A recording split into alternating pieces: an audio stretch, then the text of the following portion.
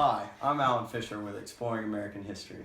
Thank you for joining us today as we continue to trace the path of the Civil War as it carved the future of the United States. Today we progress towards the end of the war with the fall of Richmond and the surrender of Lee. And I am Malcolm Rogers. As we have discussed previously, the Civil War was known as one of the bloodiest wars in all of American history. What began as a fight to preserve the Union evolved into the eventual abolition of slavery in the United States. The preservation of the Union did not come without a price. Between 650,000 and 850,000 casualties occurred due to the Civil War. In 1862, the first major battle of the war, the Battle of Antietam, took place in Maryland. The Battle of Antietam resulted in a military draw with Lee's retirement across the Potomac. However, the Union used Lee's retreat as their first success, resulting in a major moral victory for the Union. The Battle of Antietam remains to this day the bloodiest day in American history. Lincoln, writing on the success from the Battle of Antietam, issued the Emancipation Proclamation. In the months previous, the once daunting Confederate Army had slowly been wearing away in a series of bloody losses leading to the Battle of Richmond. Half my friends have already deserted this army, and the other half are practically dying. I'm starving. They're not even feeding us. Well, we already lost half the chance we got to win this war. On the opposing side of the Confederates, Union troops hated their general Ulysses S. Grant and were tired and worn out from the fighting in the long war. The soldiers had become so fatigued that they had become irritable and had begun to argue amongst themselves. However, they had begun to see hope for victory as the war continued. I hate General Grant. I wish that McClellan was still here. Yeah, Grant doesn't care how many men we lose. Well, at least with Grant, we'll get to go home sooner. With his great advantage in numbers, Grant outlasted Lee in the Battle of Richmond. Grant was willing to sacrifice 7,000 Union soldiers in minutes because he knew Lee didn't have the numbers necessary to stop the Union force. The limited number of usable troops and lack of necessary supplies led to a starving and underarmed Confederate army.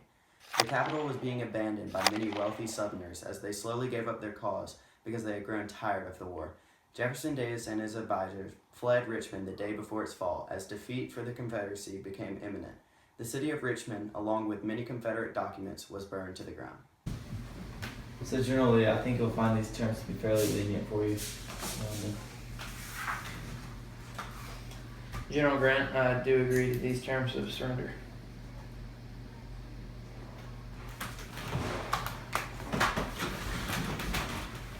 Welcome back.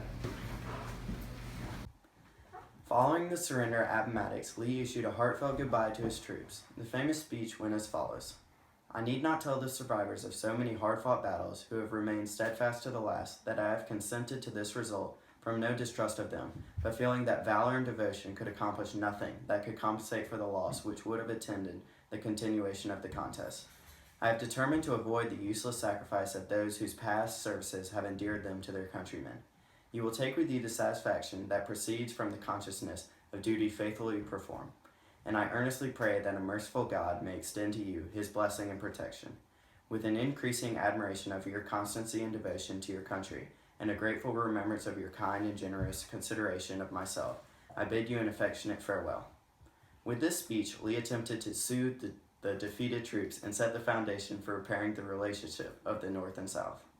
Some of the terms of the surrender included that officers and the regiment commanders would give up their individual paroles and sign for their men to not take up arms against the U.S. government until properly exchanged. Also, the public property, for example arms and artillery, used in the battle would be turned into officers appointed by Union head General Ulysses S. Grant. However, all sidearms of officers and private horses would not be taken. After disarming, all Confederate men would return home undisturbed by U.S. authority as long as the terms to the surrender were upheld. I can't believe Grant ordered us to go up that hill knowing thousands of us would die. Well, at least we won and the war is over. Yeah, since the war's over, we can go punish those Southern slaveholders. Union troops were victorious after the Battle of Richmond and Lee surrendered in the Appomattox courthouse. Union troops were celebrating their victory. However, they were reminded that now the war was over, the Confederate soldiers were now again their comrades. Quiet! All of you. The war is over. The rebels are our countrymen again. Confederate soldiers, some who had frequently gone days without food, were not overly despondent following the surrender. One soldier describes that he realized that he could do nothing about what had happened and simply wished to go home and find a way to survive this horrible ordeal. Many of these soldiers were thankful to be done fighting for something that didn't directly affect their daily life. Troops who returned home had little more than their lives to show for their work. The Confederate Army was significantly underfunded throughout, and many regiments were not paid half of what they were promised. I'm glad this war's over. I finally get to go home. They didn't even feed me anything. And they didn't pay us either. Thank you for joining us today. We hope you enjoyed learning about one of the most influential events in American history. Wait, you gotta give me a second. Welcome. As we. I'm just kidding. And I am Ben Carson. And I am Ben Carson. I can't. What began as a fight to. Joe! I'm gonna throw that over there.